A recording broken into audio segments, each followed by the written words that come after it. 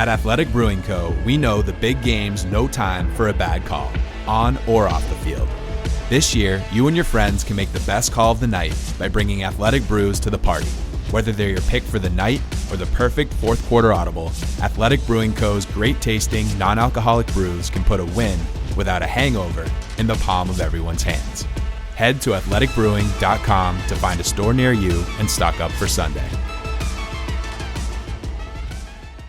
Hey, Browns fans, before we get started, just want to thank the sponsors of today's show. Head to omahasteaks.com/dogs, DAWGS right now and use promo code DOGS when you check out. Take advantage of the 50% off site-wide sale, plus you'll get 8 free burgers with your order. And again, use that code DOGS when you check out to get $30 off your order. And Danger Coffee. Get 10% off at dangercoffee.com/dogs. Use promo code DOGS. 10% off mold-free, toxin-free, delicious coffee.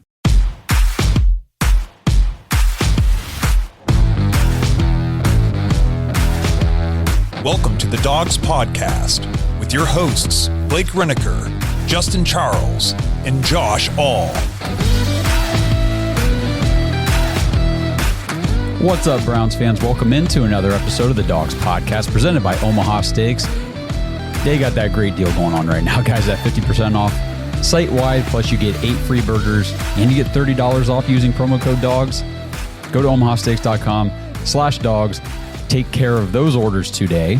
Josh all alone with you, coming to you with episode 4 of the State of the Browns series. If you missed the first 3 parts of this, I started off with cornerbacks, went into safeties, and most recently covered the linebacker position, which primarily was JOK, with a little Tony Fields mixed in. So go back and watch those. This will be the final episode talking about the defensive side of the ball for the Browns. We are going to be talking about the defensive line. We're going to start with the defensive ends and work our way into the defensive tackles. So a lot of free agents coming off of the Browns 2023 roster this offseason because there were a lot of one-year deals signed by Andrew Berry in the Browns front office last offseason. So we've got some names that may or may not be back, and we'll definitely be going in depth about the players that are on the roster and will be on the roster in 2024. And it's only fitting, honestly, to do this episode the week after Myles Garrett wins Defensive Player of the Year. And we've had the absolute meltdown from the Pittsburgh Steelers fan base that we detailed on our live show Monday night. And we've talked about all week and been poking holes at Steelers fans online this entire time. It's just been a ton of fun. So we'll talk about Myles Garrett, obviously, primarily on this episode. And then we'll probably just leave a lot of that to rest because I'm sure they're going to cry and continue to cry the entire offseason. But the Browns have bigger and better things to worry about now, and it is getting ready for 2024. So that's what this episode is all about, helping you understand where the Browns stand in terms of their current roster and contract situations and all that stuff. Before we dive in, I do want to remind you guys that, let's see, this is Friday, so on Wednesday, the first part of my podcast interview with Barry Shuck, Dogs by Nature staff writer, came out.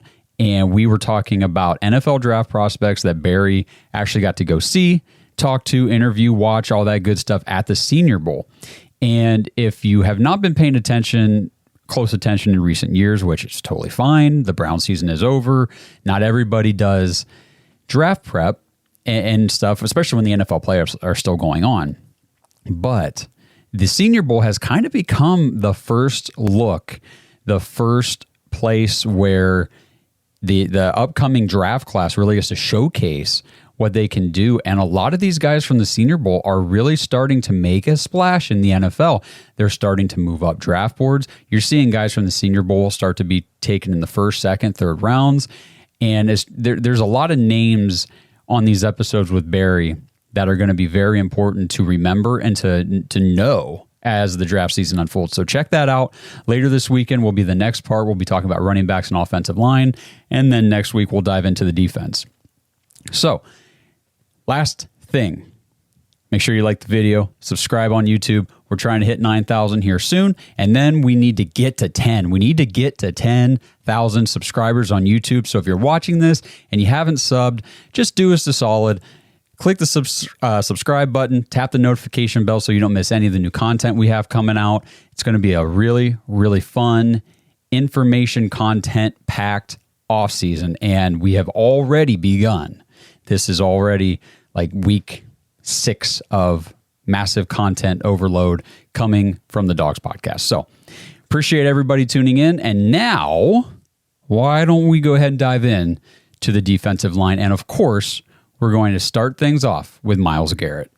6'4", 272 pounds, 28 years old. He will turn 29 in December. It's hard to believe Myles Garrett is already going to be 29 years old this upcoming football season, but he has already had a pretty extensive career, and there's still a lot left to come. 2023 was his 7th NFL season, so we're entering year 8 with Myles Garrett in Cleveland. He was born in Arlington, Texas. And actually, here's my video from, we were up at training camp last preseason, and Myles Garrett came into the locker room. He was heading in, and we got him to come over and give us a fist bump. So this is that video. Pretty cool.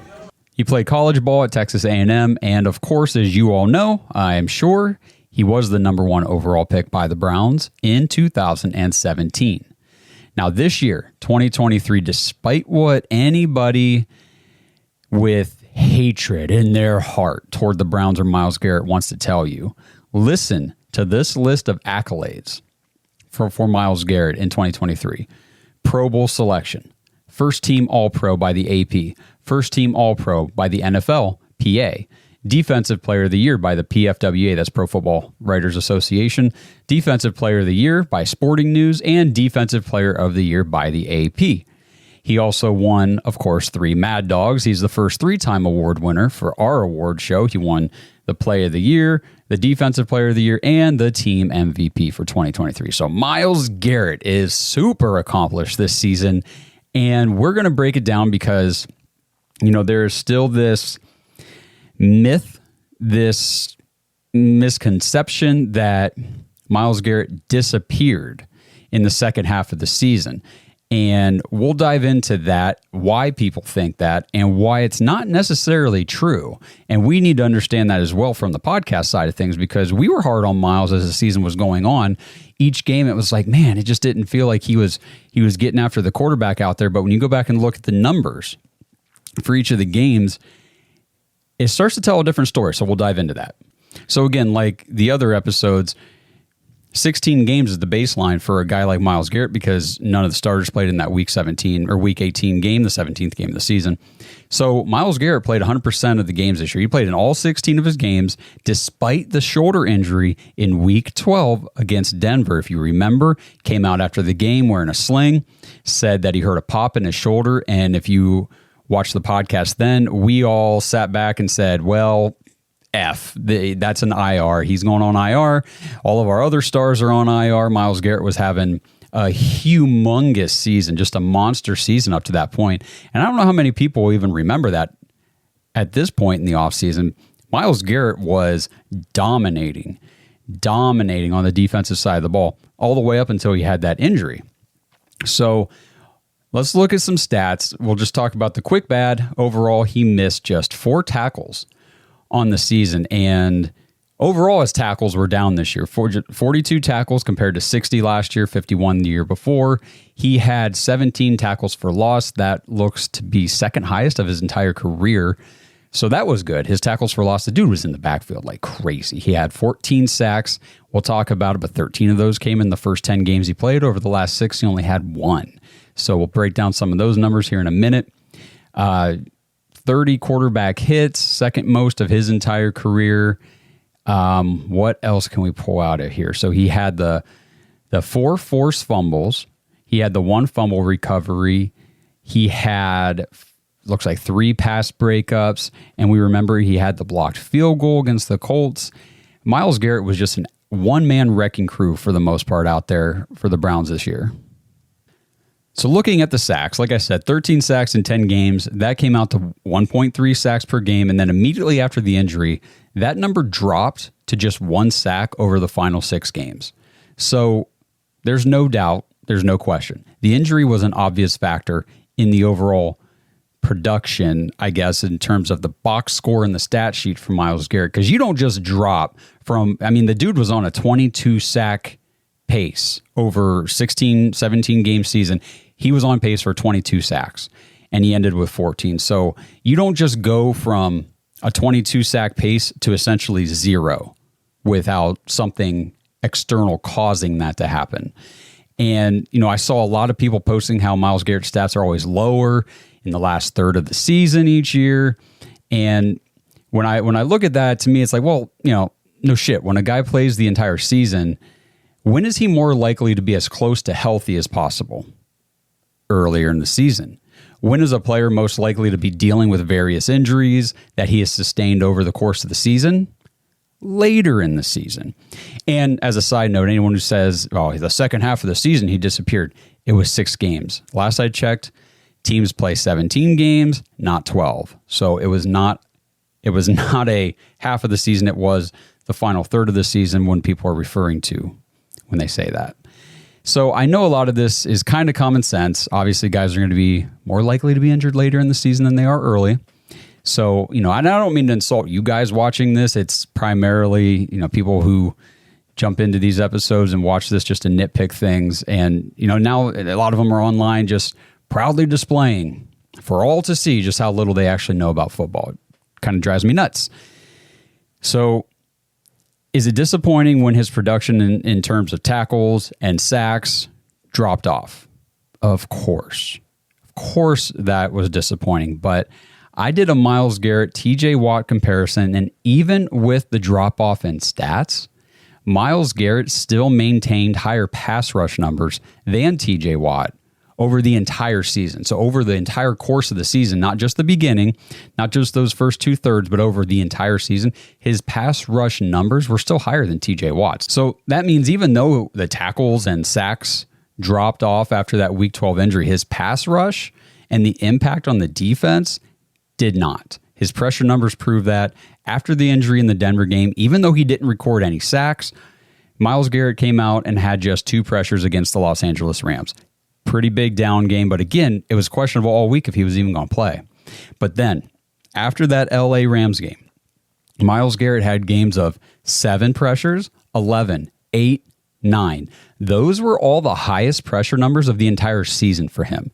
So even after the injury, he was still getting after the passer and causing fits for the offensive linemen. And one other thing to note, because a lot of people ask about double teams. So these are interesting numbers, and again, a lot of naysayers are going to say, well, PFF stats are garbage. Well, there's a reason the NFL uses PFF when it's doing its on-screen stats during the games, but whatever. Well, let's look at ESPN. Let's just look at ESPN. Myles Garrett beat a single blocker 30% of the time.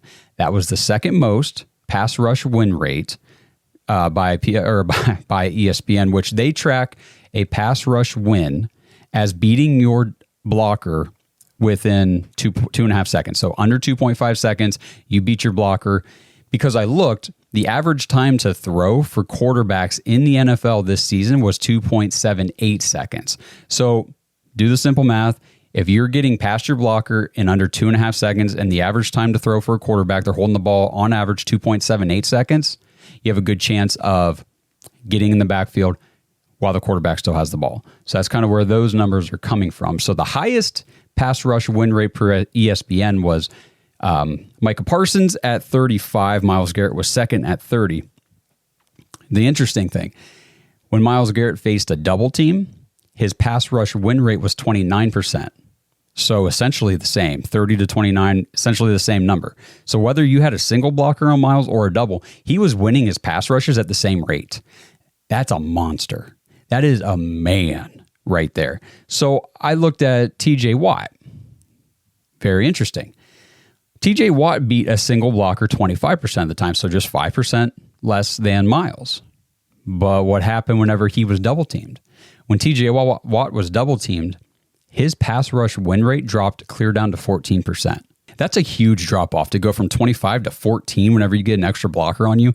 And then you got a guy like Myles Garrett who you put an extra blocker on him, nothing changes with his pass rush win rate. So, you know, there's been a lot of slander going on against Myles Garrett, and I'm here to tell you the guy, despite being injured, despite not racking up more sacks after the injury and all that kind of stuff, was still getting after the passer at a super high rate. And I mean, he's impacting the game. He's impacting the game. And the last thing I want to talk about with this post-injury, post-week 12 stat line for Myles Garrett, when you look at the time to throw for the quarterbacks that the Browns face, you had Matthew Stafford, his average. So I'll just list them off here. Stafford, Trevor Lawrence, Justin Fields, Case Keenum, Trevor Siemian, and then, of course, C.J. Stroud in the wild card game. All 6 of those quarterbacks, when facing the Browns, when facing the defense of the Browns, Myles Garrett, the pass rush, Jim Schwartz, everything that was going on with the Browns defense, these 6 quarterbacks all had a much lower time to throw than their season average. So I'll just use, who do I want to use here? Trevor Siemian, 2.48 time to throw average for his entire season, which was, I think, only 3 games, but that was what it averaged out to against the Browns. He was dumping it off at 2.29. And I know 0.29 to 0.28 might not sound like a lot, but a tenth of a second can make all the difference. That's a whole, like Blake said the other night, that's a step for a pass rusher. So these are important numbers. If you look at C.J. Stroud, I'll just use him as my primary example. C.J. Stroud in the wild card game had a 2.46 time to throw. And for his season average, it was almost 3. It was 2.93. So, almost a whole half of a second quicker, he was getting rid of the ball in the wild card game. So it might not have felt like Myles Garrett was doing much because he wasn't getting the quarterback on the ground. He wasn't getting sacks. He wasn't making these big tackles for loss and things like that.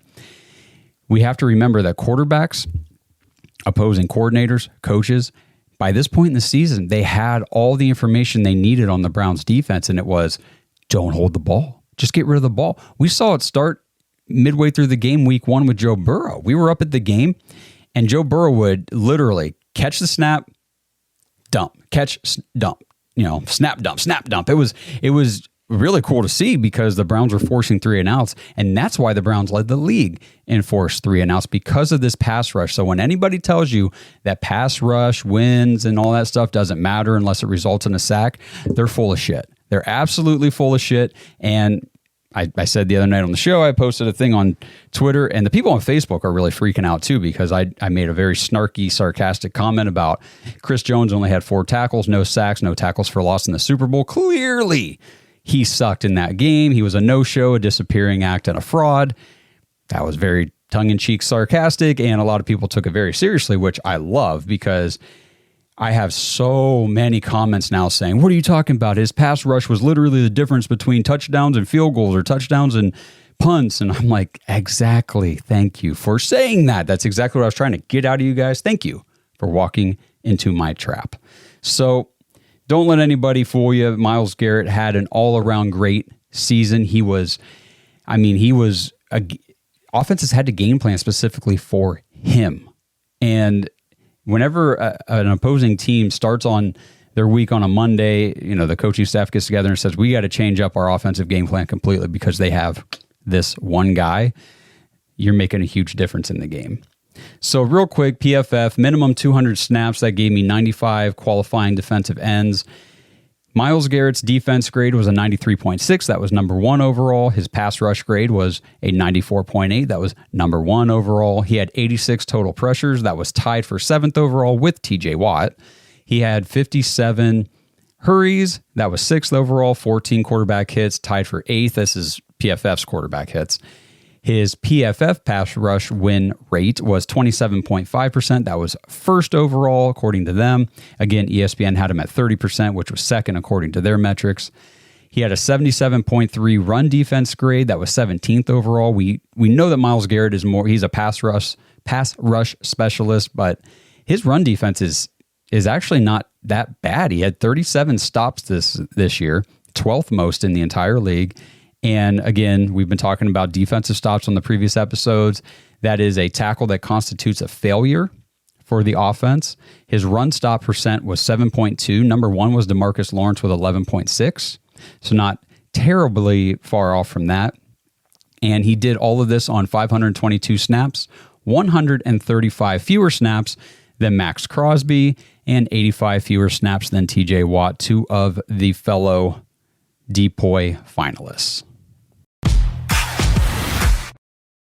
This episode is brought to you by Omaha Steaks. Browns fans, you know my household runs on Omaha Steaks, and that's why I'm so excited that 50% off site-wide is back. That's right. It's Omaha Steaks President's Day sale, and right now, listeners of this show can go to omahasteaks.com/dogs, DAWGS, use promo code DOGS when you check out and get 8 free burgers with your order. With the price of food and meat nowadays being sky high, these are my favorite sales of the year because nothing can beat 50% off all the juicy, tender steaks, burgers, chicken, pork, seafood, etc. Plus grab a package with the caramel apple tartlets for dessert. I never order anything from Omaha Steaks without getting those caramel apple tartlets. Take advantage of this sale right now before it's over. That's 50% off site-wide at omahasteaks.com/dogs. Use promo code DOGS and get 8 free burgers with your order.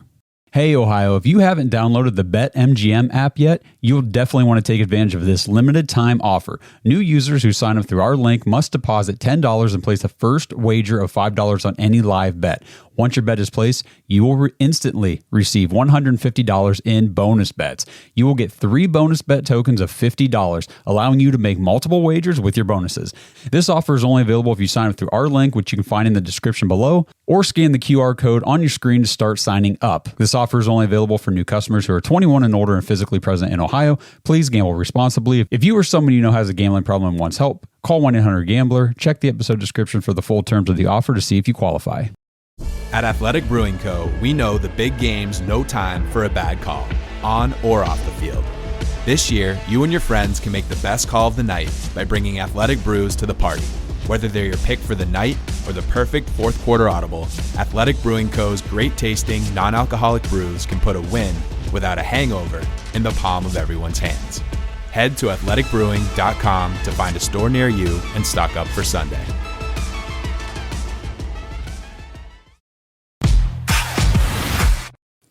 Last thing I wanted to mention here in relation to the run defense for Myles Garrett, ESPN also has a pass rusher run stop win rate. So not just a pass rush win rate, but what is your run stop win rate? And Myles Garrett was actually ranked 7th overall in the entire NFL in run stop win percentage. He had, let me see here, a 31%, and the highest was Max Crosby at 36. So Myles Garrett, and against the double team, was 6%. So just to give you an idea, Max Crosby was the top at 36%. Against the double team, he dropped down to 12. Myles Garrett was 31%. Double team dropped down to 6. And I just thought that was very interesting that we had not only, according to ESPN, the number 2 defender in pass rush win rate, but he was also the number 7 leader in run stop win rate as well. So all around, Myles Garrett had a damn good season. All right, so let's talk about his contract real quick. He is currently on a 5-year, $125 million contract. He has the 4th largest edge rusher contract in the NFL. His 2024 cap hit is $20.2 million. He has a dead cap of $25.2 million. It doesn't matter about his dead cap because the dude's not going anywhere. We had Josh on Twitter ask if we would be willing to trade Myles Garrett for a top 5 pick in the draft and use his freed up money to bring in a guy like Chris Jones. So I went to Over the Cap, which is where I get all these cap numbers and everything. So if you want to play around with this stuff yourself, just go to otc.com and check it out. And even if the Browns were to trade Myles Garrett post June 1st, they'd only clear up $5 million against the cap after his $15 million cap hit would take place in that situation. So I don't think there's any move like that would even be practical for the Browns, because even if you could trade him for a top 5 pick, plus, because I think you'd want plus for Myles Garrett, the money doesn't really make sense. Because like I said, you're only clearing up $5 million against the cap.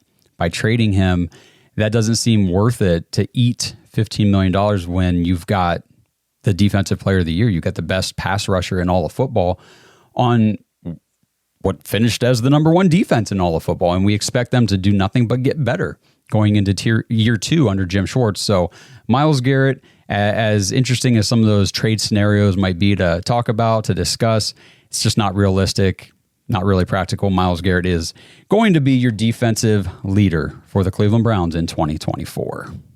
So next on the Browns roster for 2024, Obo Okoronkwo, 6'2", 250 pounds, born in Gainesville, Florida. He played his high school ball in Houston, Texas. He played college ball at Oklahoma, was a 5th-round pick, number 126 overall in 2018 by the Los Angeles Rams. Obo's 28 years old. I didn't realize he was that old. I thought he was a little younger, but he has been with a couple different teams now. So 28, he's going to turn 29 in April, so he'll be 29 for the 2024 season. He signed a 1-year deal with the Texans in 2022 and then came over to Cleveland last offseason for a 3-year, $19 million deal with the Browns. So stats-wise, Obo only missed 2 tackles on the season. He made 22 total tackles. He had 12 tackle for loss, 8 QB hits, 4.5 sacks. He had 1 fumble recovery, 1 pass breakup. I thought that for the role that they brought Obo into play, I thought he did a really, really nice job. I was pleased with Obo Okoronkwo in Jim Schwartz's defense. If we look at the PFF statistics, again, 200 minimum snaps, 95 qualifying defensive ends. So Obo only played 291 snaps. He was not the guy opposite Myles. That was Zadarius Smith. Obo was kind of your rotational, situational pass rusher, which is the role they brought him in to do. So it's not like he was demoted to this by any stretch. This is what they brought him in to do, and he did it. So he only played 291 snaps, barely made the cutoff for this, but he did. So at his defensive grade was 65.7. That was 64th out of 95. His pass rush was 63.6. That was 62nd. Overall, he had 33 total pressures. That was 65th most in the league. Again, very, very few snaps compared to the leaders. 25 hurries, 3 QB hits according to PFF. His pass rush win rate was 10.9%. That was 60th overall. His run defense was a 59.4. That was 76th overall. Again, like Myles, he's a pass rush specialist. He was not in there to handle a whole lot of run stopping downs. In terms of the run game, though, he did have 22 stops. So I didn't think that was too shabby, just 15 fewer than Myles with a whole lot less snaps than Myles, and that just wasn't his role. So I thought when called upon to perform in some run defense situations, seems like he did pretty good. So he actually had the highest overall tackling grade. So I don't talk about tackling grade with a ton of these guys because, Pro Football Reference, we look at tackles, missed tackles, all that stuff. But it was just interesting when I saw Obo's tackling grade was an 82.7, and that was the highest overall among all the defensive ends in the NFL this year. So he seems to be a pretty sure-handed tackler. Like I said, only 2 missed tackles on the entire season. And then if we look into Obo's contract situation, his 2024 cap hit is going to be $4 million, dead cap of $11.9 million. So that's a pretty big disparity. You could trade him, according to OTC, after June 1st, and you would save $2 million against the cap. I don't think that makes a whole lot of sense, considering he is only counting $4 million against the cap this year. So I don't know why the Browns would move off of a guy that they brought in to perform a specific role, to be an effective pass rusher, and who filled that role well. And I just don't know why it would cost them $2 million essentially to save $2 million. It doesn't really make sense. So Obo Okoronkwo will be with the Browns in 2024. And again, like his contract does not hurt us this season against the cap. So I'm very excited to see what Obo can do, in year 2 with Jim Schwartz. I know he was injured toward the end of the season, missed some time, and worked really, really hard to get back. We all thought he was going to go on IR. He ended up missing 3 games, came back in that Week 17 matchup against the Bengals just to kind of get his feet wet again before the playoffs. And, he was one of those guys that just exuded the new Cleveland dog mentality, for this Browns team. And he wanted to be out there with his teammates. He wanted to be on the field with the defense. He wanted to have an impact in games. He fought to get back, and he did. He made it back, and it was just really good to see. And he's just another player that I'm very, very excited to have back in 24. And that's pretty much it as far as defensive ends who played a lot of snaps for the Browns in 23, who are going to be on the team for sure in 24. We move into Alex Wright now. He's 6'5", 267 pounds, grew up in Elba, Alabama. He played college ball at UAB. He was a third-round pick, number 78 overall last year. 2 years ago by the Browns in 2022. He is 23 years old. He will turn 24 right before the season starts. So his stats for the season, he missed 2 tackles, but he had 25 total tackles for the year. He had 6 tackles for loss, 5 QB hits. He had 5 sacks, and that's something that I did not realize until I started looking into the numbers. But Alex Wright, on extremely limited snaps, still had 5 sacks. That's very, very impressive and very encouraging going into 24 whenever we've got question marks on the defensive line at the other end position.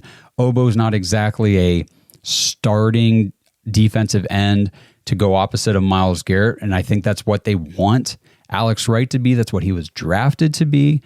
And I think that I feel like he had a quietly solid season this year, a good developmental season, it seems like. And, we could be surprised in 2024 and we could see a pretty big step from Alex Wright in an expanded role. So I'm excited for that. He had 2 forced fumbles to go along with those 5 sacks, 1 fumble recovery, 2 pass breakups. So again, pretty solid numbers for a guy who didn't play a whole ton of snaps. He 235 snaps.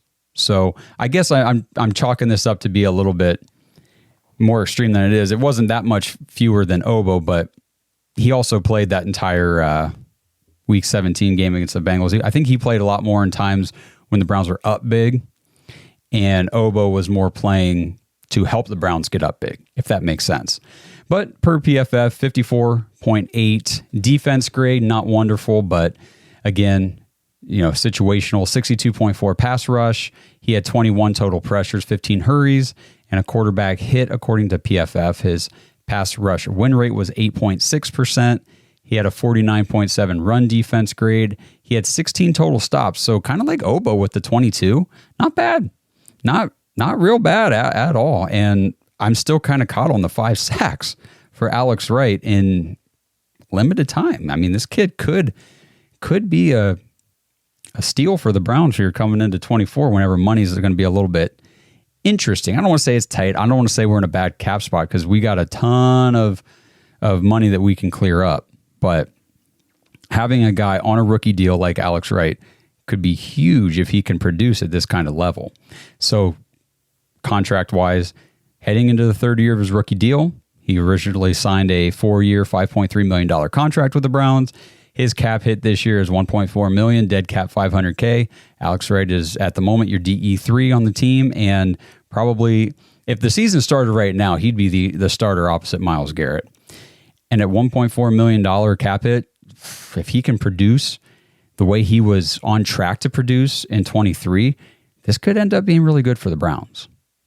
And then that moves us into the last guy on the roster, Isaiah McGuire, 6'4", 268 pounds. He was born in Tulsa, Oklahoma, played college at Missouri. He was a 4th-round pick, number 126 overall by the Browns in 2023. This was his rookie season.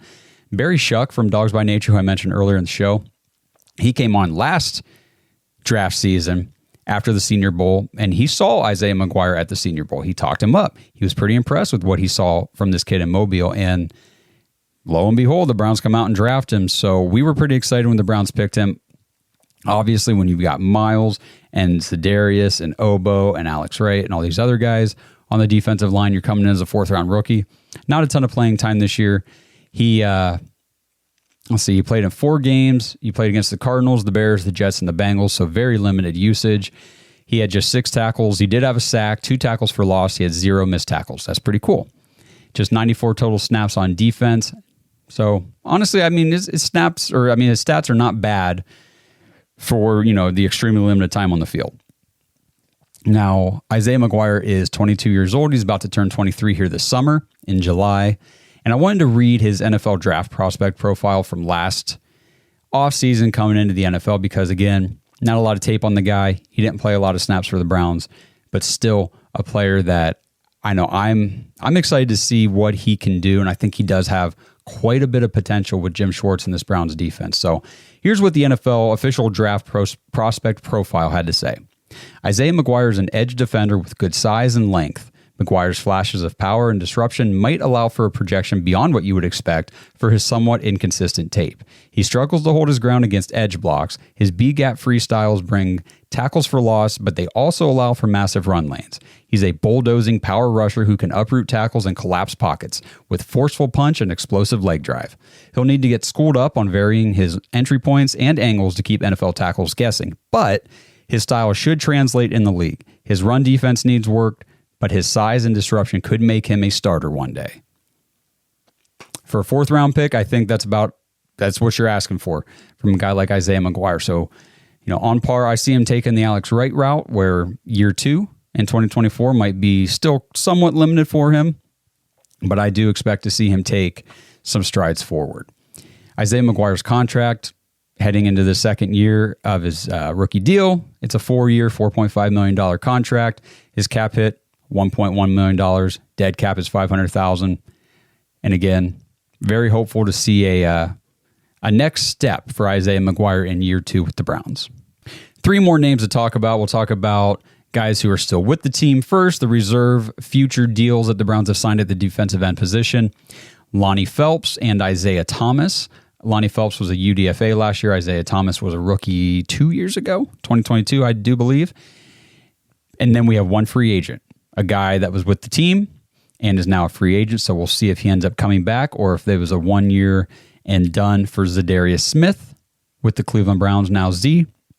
We'll get into his stats and stuff, but I liked him out there, man. I did. I liked watching him on the field with Miles. He brought a tenacity, and I don't really know how to explain it. It just felt like he had the right mentality to play defense in Jim Schwartz's scheme with Myles Garrett out there. And even though his numbers weren't off the charts or enormous or anything like that, kind of like we were hoping, but his impact in the games, you could just feel it from start to finish. You knew he was impacting the game. So Zadarius Smith, we'll just run through this quick. He's 6'4", 270, born in Montgomery, Alabama, played high school at Greenville. He didn't even start playing football until he was a junior in high school. I thought that was interesting. He was a basketball player his time up until then. He ended up playing college at East Mississippi Community College for 2 years before he transferred to Kentucky.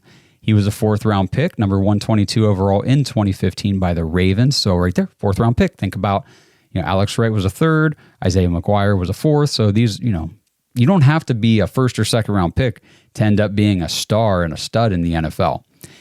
So that's why there's definitely hope for these guys with great college production and things like that. So for Zadarius Smith, this was his 9th season in the league, so he's about to enter year 10, making the decade mark. He is 31 years old, and he's going to turn 32 right when the season starts. So he is an older player in the league at this point. So it'll be interesting to see how Andrew Berry in the front office wants to handle any sort of contract discussions in terms of bringing back Zadarius Smith. Stats for the season, he did miss 7 tackles. He made 27. He had 8 tackles for loss, 20 quarterback hits. So that was pretty high. I like that number. 5.5 sacks. So again, you look at Zadarius Smith, the starting D end opposite Myles Garrett, had 5.5 sacks. You have Alex Wright, who was kind of just a depth chart defensive end, and he had 5 sacks on the season. So that's why I've got a lot more optimism for Alex Wright than maybe other people are even talking about at this point in the offseason. But Z had 1 forced fumble and 3 pass breakups to go along with those 5.5 sacks. So jumping over to PFF, Zadarius Smith, an 87.4 pass rush grade, which was pretty high. That was pretty high. I didn't do a whole lot on him because he's just a free agent right now. But that was 10th overall in the entire NFL. So according to PFF pass rush grades, the Browns had 2 top 10. They had the number 1 and the number 10 guy in terms of that grade. His total number of pressures, this is interesting. He had 60 pressures on the season, which was only, 26 fewer than Myles Garrett. He played 402 snaps. Myles Garrett, 522. So, Zadarius Smith was getting after the quarterback, and that's exactly what we were feeling with all of that. His pass rush win rate was an 18.5. Let's see where that ranks. That's got to be pretty high, right? 18.5. Yeah, okay. That's, what is that, that's like top 10, guys. So Zadarius Smith, Myles Garrett were both in the top 10 of pass rush win rate. And he was a very critical piece to the Jim Schwartz defensive front. And so I do look for the Browns probably to at least explore what it would take, to get him back on another 1-year deal for 2024. Speaking of last offseason, he signed a 1-year deal for $11.7 million with the Browns after we traded for him. If you remember, we sent them a 5th-round pick here in 24 and a 5th-round pick in 25 to get Zadarius Smith, a top 10, essentially, pass rusher in the NFL. So there's Andrew Berry going at it again, getting an elite player, we can call him an elite player, for a couple 5th-round picks, and he also got a 2025 6th and 7th in return. So he didn't just get Zadarius Smith, he went and got Zadarius Smith and said, why don't you throw in a couple more draft picks and I'll give you a couple 5ths. Woo, okay, I think we're good for that. So, looking back, obviously things didn't work out for the Browns in terms of we didn't win the Super Bowl, and that's what everybody's goal is at the beginning of the season, in the offseason when they're making moves. But, if we had, he would have been a big reason why. He would have been a big part of it. So very impressed with what Zadarius Smith brought to the Browns defense this year, what he was able to do with Myles Garrett at his running mate, and would definitely be interested to see if the Browns are able to somehow get him back. Spot Track currently has his estimated market value at $12.4 million, which, last year was 11.7. So even higher.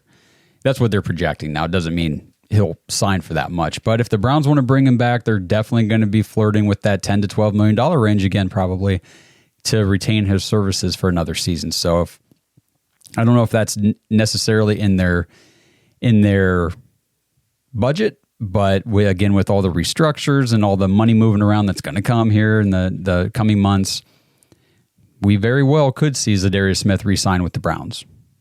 So I had a feeling this episode might run a little long. I knew I had a lot of stuff to talk about with Myles Garrett, and I didn't know how much I was really going to dive into the rest of these guys, but I did a little bit, for each one. So I'm going to stop here with the defensive line. Those are all the ends and everything about those guys.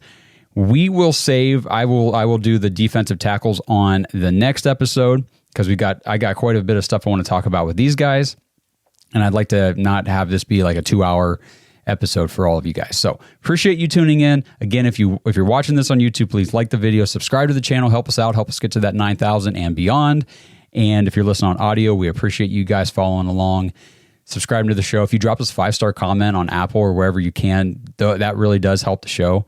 And we really appreciate that. Make sure you guys follow us on social media. We are everywhere, posting all the time.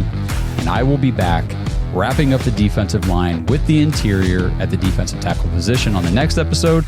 And until that one comes out, let's go Browns. Thanks for listening to another episode of the Dogs Podcast. Make sure you subscribe on YouTube and follow us on Twitter at the Dogs Podcast. Get your thoughts on the show at thedogspodcast.com.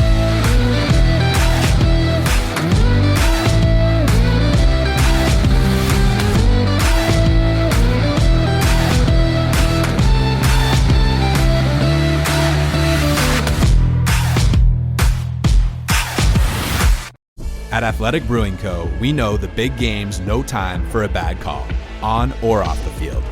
This year, you and your friends can make the best call of the night by bringing Athletic Brews to the party. Whether they're your pick for the night or the perfect fourth quarter audible, Athletic Brewing Co.'s great tasting, non-alcoholic brews can put a win without a hangover in the palm of everyone's hands. Head to athleticbrewing.com to find a store near you and stock up for Sunday.